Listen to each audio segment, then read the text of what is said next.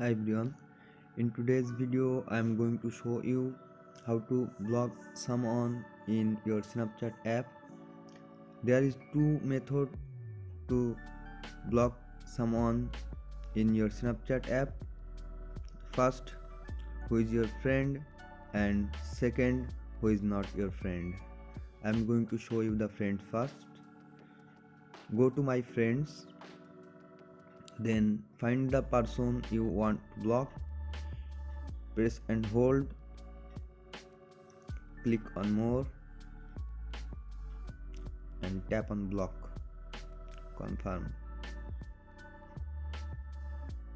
Now the second option, who is not your friend list but you don't want him or her to find you.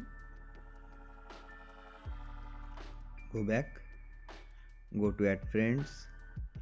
Now search for the person.